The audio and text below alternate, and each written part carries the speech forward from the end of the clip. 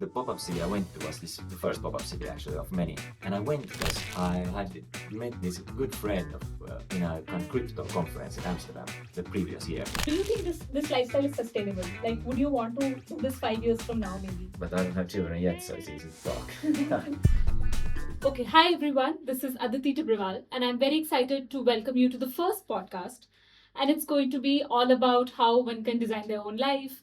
This is personally a topic I have been thinking about quite a bit for the past few weeks, which is why I came to Network School.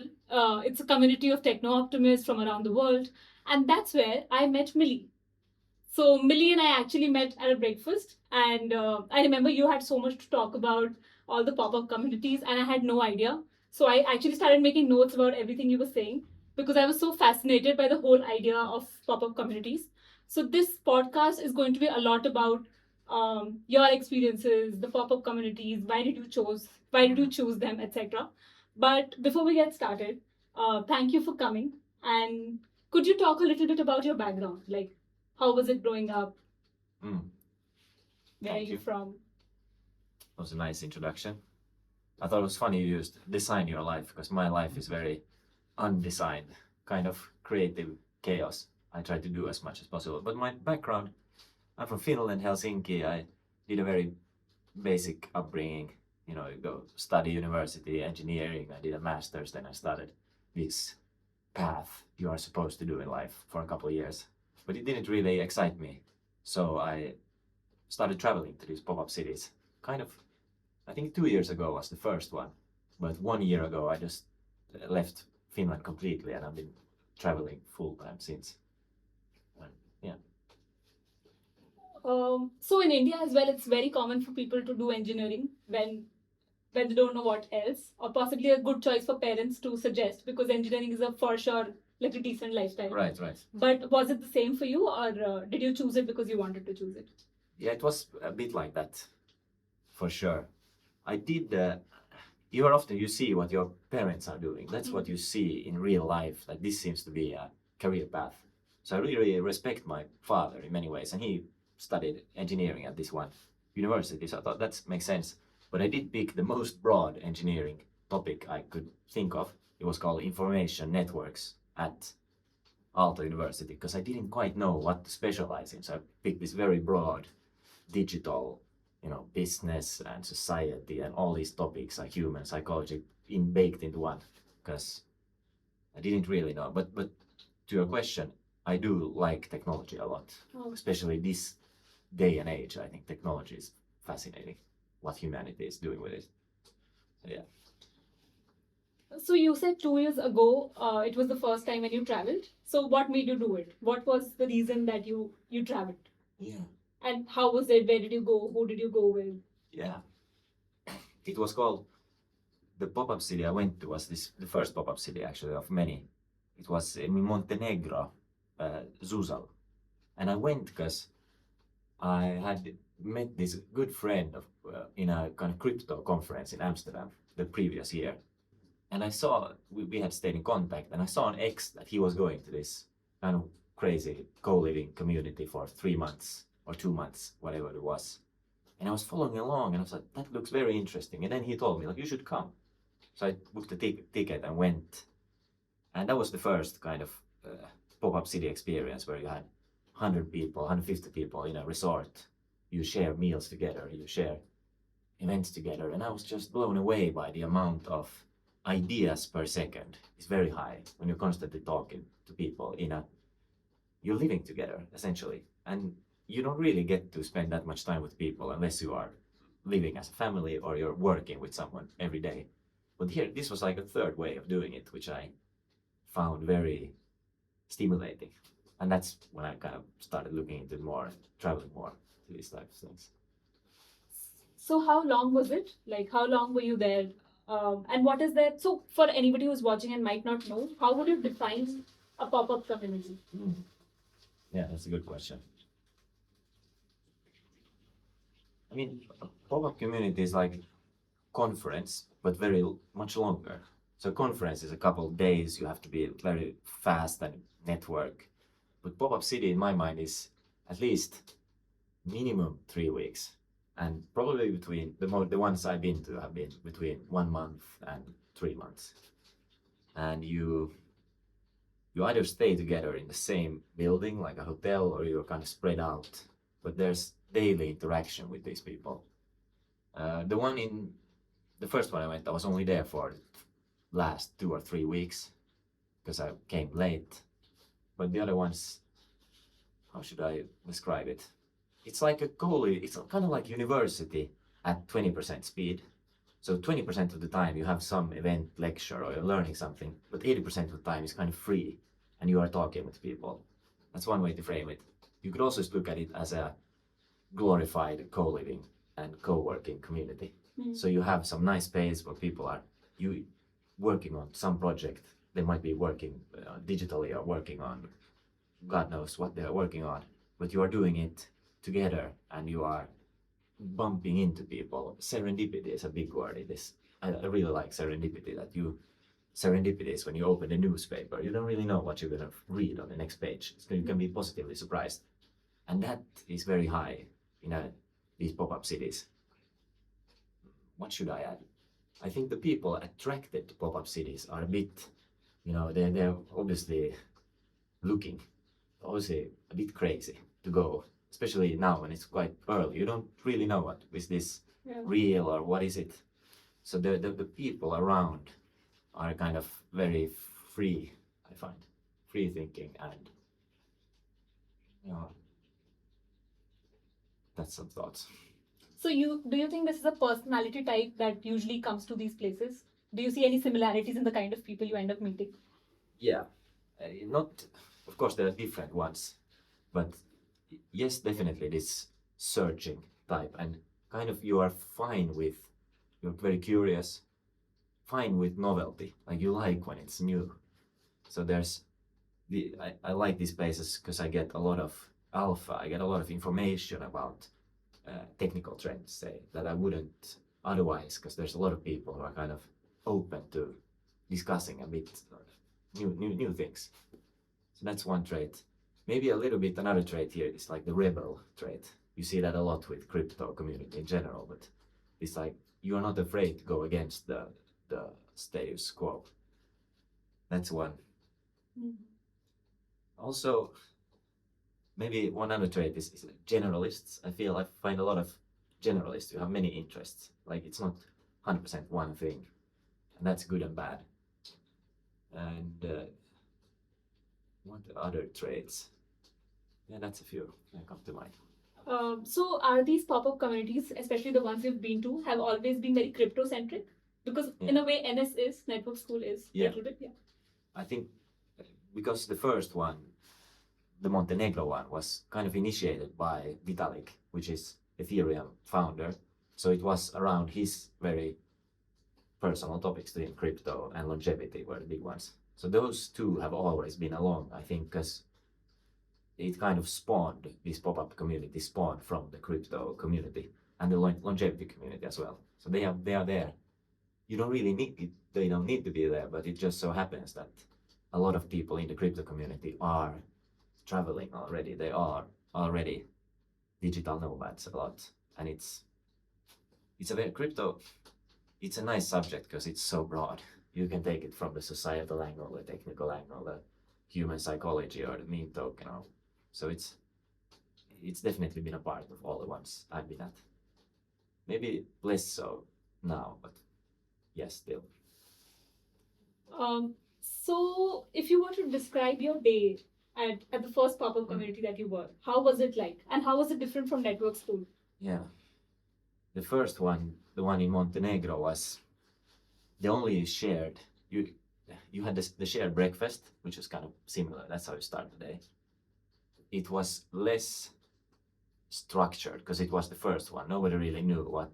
Yeah. So there were people who were doing events, but it was more chaotic in a way, and so you figured it out as you went. If I compare to this one, NS is very much organized. You have the daily workout, it's very clear. You have like Mondays, Thursdays is lectures, and it's more organized in that sense. It was more chaotic, the first one, And maybe it also reflects my own state of mind. Like for me, it was all very new. That's why I was also excited and in a more chaotic state. And now I've seen it. This is now the fifth or sixth. I've seen it more, so I'm more relaxed myself, which is probably the biggest difference.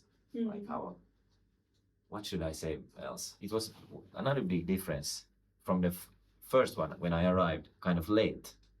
It had been going on for a couple months, and then I arrived for the last 2-3 weeks.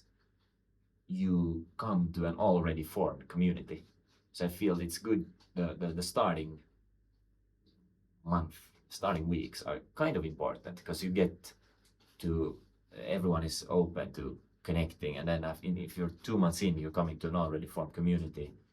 At least then it was like people were more socially exhausted in a way. Like, okay, I met so many people, but that was also specific for this first one. It was a lot of people going in and out. Yeah. No, I think I relate because I was going to network school. Yeah. V2 started on March 1 and I was going to come on April 1. But then I was also thinking the same, that because when people come, they're very excited to meet other people. Right. Now when we're in fourth week, I see that the energy is different. Yes. Because we sort of know each other a little bit now. The curiosity has gone down a little bit because there's that comfort level. Yes. Yeah. But I think one good thing that NS does is that every month new people come in. So I'm quite excited that new people will come in April as well. Yes. And because there will be so many, the energy will come back again in a way. How has this experience now, for you, with almost a month in through, how has it been compared to your expectations, and how does it feel right now? So for me, I think I have traveled quite a bit. Back in college, I started traveling, and I have always traveled in hostels. So when I'm living in hostels, it's like a 4-day thing or a week thing or maximum 10 days, and people don't stay there long term. Yeah. Like the idea is that they're here for an escape, and they want to chill and then just go back. But this co-living experience is very different because people are here for long term, and it's not an escape. It's a reality. Yeah. Which is very fascinating to me because I have always loved stability quite a bit. So even when I traveled, I knew I had like college back home or I had a job back home. But this time it's different because this is sort of a lifestyle. Like I'm going to be here longer. People are going to be longer. Like all of that. Yes. So it feels very different in that way. It feels like an alternate reality, to be honest. Yes. Yeah. I agree so much with that. I don't like traveling per se. It's you pack your bags a few months or a few days in a place. But I like staying, like the slow traveling, which pop-up cities are. You stay a month, you get to know people, you get a deeper relationship, and you get to know a place. That's really fun. Compared to the quick travel is more stressful in a way. So that's a good point. Smart. But so do you think this lifestyle is sustainable? Like, would you want to do this 5 years from now, maybe? Do you think this can be something that somebody subscribes to as a lifestyle, or is it more of a phase in life? Yeah, I don't know yet. I don't know yet. I think it's possible to make it a lifestyle. My intuition is, or at least personally, I think I would stay in the same, like this type of seasonal living where you stay, say, the summertime back home in Finland, and then split the rest of the year between 2 or 3 pop-up cities that are essentially the same ones. So you're familiar with the place. You don't have to figure it out all over again. That I think could be sustainable. In some ways, I aim for that right now. I'm trying to figure out what are the best places to set up these long-term nodes, even for like on a decade time frame. I'm thinking, but it's only a theory. I'm not sure in reality how sustainable it is. Now I've been doing this for a year. It's still fun, but I'm also in a very curious state of life. Like I'm young, I don't have any real commitments. I can't travel. I have the means. So would you ask me, is it sustainable right now? Yes and no. Yeah, because ultimately, do you think you want a family and kids and all of that? Right, because if that comes in, it might become more complicated. Yeah, you can do it, of course, with the kids until they are. I mean, it's doable with kids as well to travel. How? I think at least until they are 5 years old, you just hang them from your left hand, whatever. Doesn't matter where you are, and then usually you would settle down because they need school and friends and whatnot. But if you say came back every year to the same place, there might be the same children around, that you get this sort of sense of community. But you would need to homeschool, which I'm quite bullish on actually, homeschooling, and the AI tutors and all that. So I think it's possible. It's a very different way of life, and I think you will need some sort of roots somewhere. You cannot be totally rootless. That's why I think like always go back to your home country where you have your family and friends for some period of the year to keep that connection. Then I think it's possible for me personally. What do you think? I think I'm very new to this, so just thinking that this could be a lifestyle is sort of daunting. Yeah. And I'm still not sure about homeschooling. Like it does seem very exciting, but at the same time, I feel like when I went to school, there were a lot of things that I picked up that don't necessarily make sense, but I think it just adds up to how you think about life, like the friendships, sitting with those 50 students every day. Yeah. The friendships, all the fights, all of that. I think maybe somewhere I picked a lot of things, and the way I am is because of the school I went to in many ways, good or bad. So that I'm confused if I would not want my child to have that. Yeah. Yeah, but although I just discovered this whole idea of micro schooling, that is something I found quite interesting. Like it's a middle ground that 5-6 families get together, get a teacher for their kids. Yes. And then they have that whole element of sitting in a class, but it's a smaller class, so there's personal attention. They're also friends. I thought that was a good middle ground to have. Yeah. Yeah. But what do you think? Like, since you mentioned homeschooling, why are you so bullish on it? I think it's still this whole school system is an old industrial system. You have 30 kids sitting in a classroom listening to one teacher, especially when they are like teenagers. It's a very weird place to be. It's not all natural like real society. Never again spend time in a room with teenagers. It's a weird environment. I also think you can get all the social interaction skills from, you don't have to be in school. You could just be doing martial arts or dance class or some other, say, sport. I think you can get that from.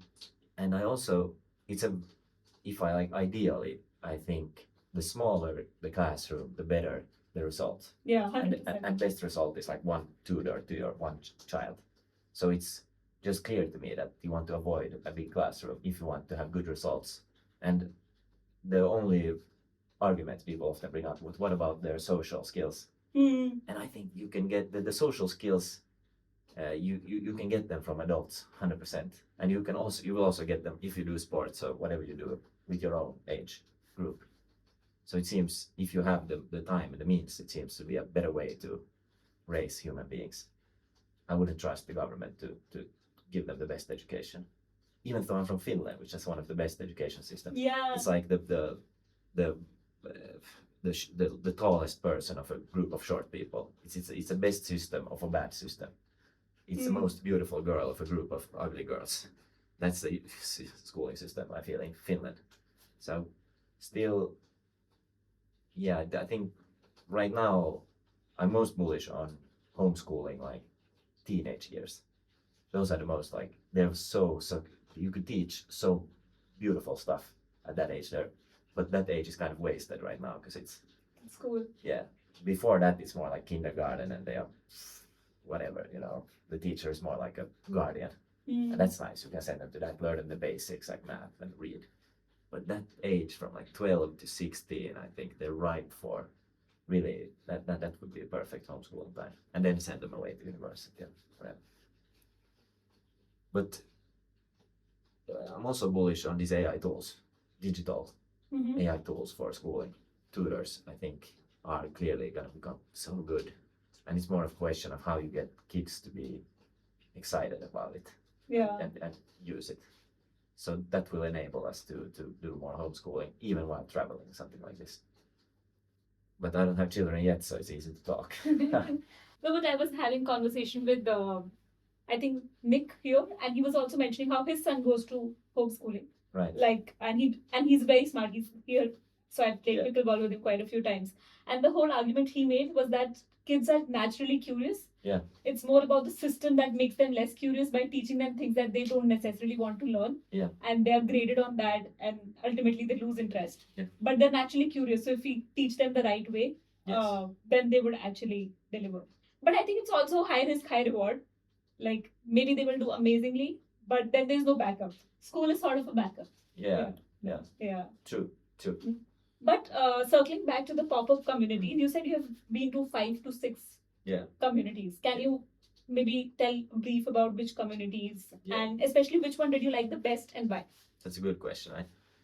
So the first one spawned from Zuzalo in Montenegro, and from that one, several ones like cousins or came up from that one. They're called different, like zu-grama was in India. There's different zoo villages around the world, several in Thailand.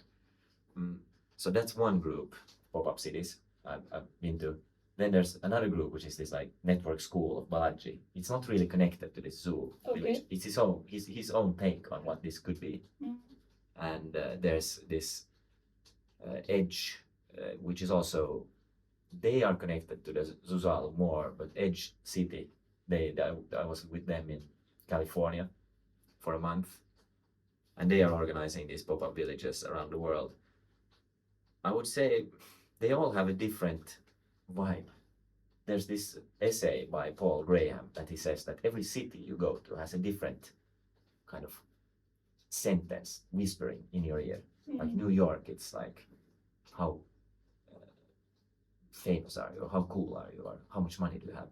In San Francisco, it's like, what's your impact? In Hollywood, it's like, how many views do you have, or something like this. And every pop-up city has different vibe. Like Edge City, I was there, I found it more to be like about vibes. Let's have fun, let's sit in a circle and we'll go out, drink wine, have dinners, and also talk about the important subject. But the vibe was in main focus there. Whereas network school, where we are now, I find is more like, what are you getting done? Are you working on the project or not? There's an undertone of you should work, not have too much fun, which is, it's different. And it's also like more capitalistic here. The zu-grama ones or Zuzal ones, I found were more philosophy oriented, like idealistic. Like you should, what's the grand direction for humanity? What should we think about? All these difficult topics of AI and I don't know, the global warming and whatnot. So they are more philosophical, whereas this one where we're at now is more practical. And it's, for me, interesting, very interesting to see these kind of echo chambers in real life. Like here where we are now, it's Balaji's Twitter followers essentially. So you see the echo chamber in real life, like, oh shit. And then you go, next month I'll be in another pop-up city and I'll see the difference in real life. Like here, Trump, it's kind of all right that Trump got elected and it's nice, we'll probably do some good stuff.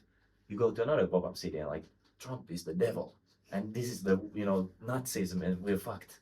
And you see it so clearly in real life. It really gives me at least perspective. I like traveling right now between these communities to just see a snapshot of humanity at this moment. Of course, it's the similar kind of, a certain type of people are attending these pop-up cities, but it's still interesting. My favorite one, I think still the favorite was, I liked zu-grama in India. This one was... Where was this in India? Where? In Kerala, in South India. I like this one. It was more, it was very homely in a way. Very, it was also quite philosophical, which I liked. And also, there was building also, but hard to say exactly pinpoint what made it. I just felt I was in a good state there. How long were you there? 6 weeks, so 1.5 months. But not to say, I think I've enjoyed all of them. None of, if I look each one as a package, has been positive. I'm glad I've done each one, each pop-up city. And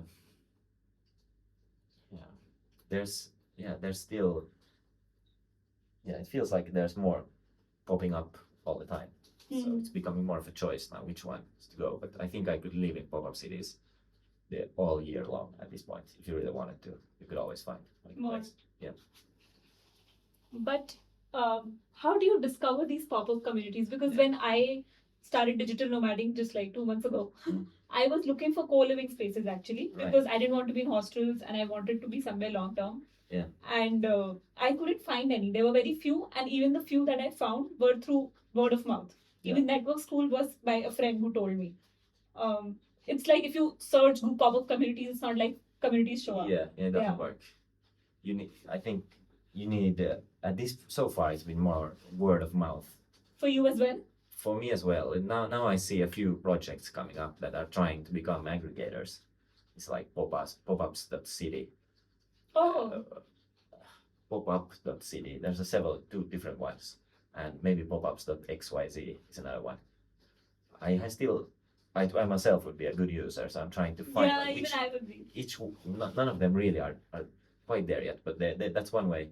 A big one is also, I have a friend of mine who he has this Excel sheet of all different pop-ups and crypto events, and basically for the full year, that's the one I've been using the most. It's publicly available online, but you can message me and I'll send it to you. That's a good sheet. So that's in my mind the best one. But also kind of at breakfast here, I might sometimes ask like, hey, what are you seeing on the Yeah. future horizon? What's interesting? So that's probably the best ways. But that has been for me the best way, talking about it, because it's a big interest. But definitely there should be a site like Nomad List, but for pop-up Yeah, cities. yeah, that would be Yeah, amazing. and there's as I said, a couple projects trying to create that right now. I'll text you. Sure. Yeah. I think I have just one more thing. So when you go to a pop-up city, or like let's say NS, Yeah. do you have a goal in mind? Because when I came to NS, for first month it was more of let's see what it is, because I've never been to a pop-up city before. But now when I was staying for the second month, it was a very calculated decision. Like Mhm. I wanted to know why am I here? Like so what do you have in mind when you come? Do you have a motive, or you're just very open-minded? Chalo, let's see what will happen, sort Yeah. of thing. It's a good question. I think it's better if you have some intention or some project, because as I see, it's like 20% structured and 80% unstructured. Yeah. So it's good if you have if you can entertain yourself in a way, or you have something to work on. I've had different intentions for different ones. This one specifically, I have not had any like strong intention for. But before, I've been like, now I should create a lot of content. I create a lot of content. And another one, I was like, now I should be building, and I'm trying to build as much. And another one I had was I should be retraining my mind a specific way. Like I should be creating more than I consume. And this is like editing your mind. I think is a powerful thing to do in these places, because you change your whole environment, so you can kind of insert new habits and new ways of thinking. So that's been like my meta thing I've been doing a lot, trying to change my thinking in a way. In some that's fine at times, but yeah, it's good to have some direction, because here you will get distracted also easily. Yeah. You can always be spending time chit chatting about whatever, so it's good to reflect. What was your intention for this one? Could you repeat what was that now? For me? Yeah, to find it out. Yeah, so initially it was an experiment, but I think this month I thought I'll have goals. Yeah. So one goal was to have a podcast. Check. Yeah, so that's one. Second, I think what's really helping me here is fitness. So back in India, I haven't done a lot of fitness. I started playing tennis, but even for tennis, you need a lot of strength, which I struggled with. But it was always very hard to be regular with gymming, especially just starting it. I think That's once a big I'm one. there, then it will be fine. But because Sam here is so awesome and like everybody just shows up, and I have a streak now, so I can't break it. So that really makes me come. And I feel like if I do this long enough, maybe 2 months, 3 months, Yeah. then it will become a part of my life. Yeah. So that is a big plus for me. I think this is amazing. And in general, it's very fascinating for me, the kind of community we have. So back in college as well, I had a great college. It was a great community. Yeah. But we were kids. That- This feels like a good college for adults in a Yes. way. So, yeah. On that, I was just reflecting this tonight or this morning. I thought I thought back to my time in college, and in college I didn't feel at home for some reason. I was doing the class and I was doing some extracurricular activity, but it didn't feel like home. Like I can do whatever I want here. It was more for some reason I was not, but here I feel at home. I'm much more, in that sense, creative and much more open to testing stuff than I was in college. Like this, I now understand what college could be. If you, I'm sure many people are in that state in college. Like we are learning about this cool stuff and we are meeting friends and projects and all of this. Yeah. And now I see like, oh damn, I missed out on all of that. So this is a nice like adult college. I agree. Yeah. It's a good way to frame it. Plus, also, I remember when I was in Bangalore and I was doing my job. Bangalore's a city in India. Yeah. It's a tech city. Oh, you've been to Kerala, so you might know. Yeah, lots of people do. So I remember after work for me, it was like the day's done. I would just get back and I would chill a little bit and sleep. But now here, after work, the day doesn't really end. We could have a very interesting conversation over dinner. Yes. Yeah. And there was always so much happening. I also feel more tired now because my brain is always getting used. Yeah. But it's a good, like I see myself being a better person 1 year from now if I end up in spaces like this. Agreed. Yeah. That's such a good point that you are, when a conversation ends, say you're having a nice session. Yeah. It's like, oh no, it's ending. And then it's ending, but then you're all still there. You know, we're all going to dinner together. Might as well continue. Or I'll see you tomorrow. I'll see you the day after. I'll see you next week. I'll see you next month. So it's not as, it feels nice to be surrounded by people. And I do agree. It elevates you. It holds you to a higher standard when you are surrounded by people. You are sharpening yourself and others by doing it. It's a good thing. I think this sort of human connection in a world full of distraction and digital world is more valuable than ever. It's always been valuable, but we've forgotten about it. Yeah. I think. Plus, because we keep meeting the same person multiple times, there's a higher chance of actually having a very good conversation and taking a lot out of it instead of just having maybe one conversation, two conversation, where it's difficult to sort of open up in a way. Yes. Yeah. Especially for if you're like slightly introverted. Yeah. You might take time. Like you take a couple of days, you see, and then the next week maybe. Now I'm like, let's really go to the depth of this idea. Okay, so we have a quick rapid fire round now. So there'll just be going to 4 questions. There'll be 4 questions, and you will have around 15 seconds to answer. And these are simple questions, by the way. Yeah, thank you. So first question: any country that you would live in, if you have to live in for like at least a year, which country would that be? Right now, Dubai. Dubai? I'm kind of curious about Dubai. It's close to Europe and close to Asia. It's right in the middle. Oh, interesting. Okay. What does designing your own life mean to you? I think not controlling and letting it happen. You can see backwards, like, wow, that was a nice life, but you can't design it too much. Or just let it happen. Okay, that's interesting. Okay, if somebody wants to subscribe to your lifestyle, what would you suggest them? Like, what is the first step they should be taking if they want to, let's say, Yeah, I think take care of your mental health, physical health, and spiritual health. That's like sleep well, eat well, train, meditate, and meet people you love. And that will lead you on the right path, I think. That's interesting. Okay, last question. So if you have to rate it in the descending order, impact, money, expression. It's from the Stanford session that we attended on designing your own life. But impact, money, and expression. I think in that order, impact, money, and expression. Oh! Yeah. I Right, think expression will be higher for you. Yeah, I do it more. Maybe that's why I rate it, because I'm trying to balance myself. Interesting. Yeah. Nice, awesome.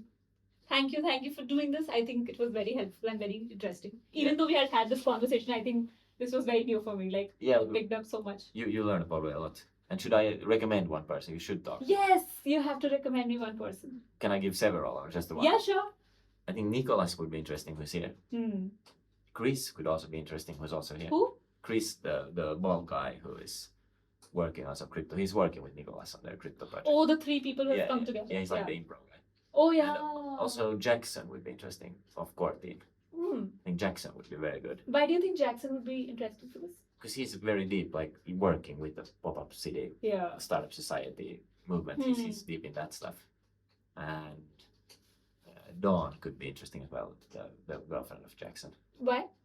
Well, she's also kind of into this stuff, and she's very bubbly, fun person to chat to. Yeah. Maybe. Nice. great. I'm gonna definitely get them. Yeah, thank you so much. Thank you.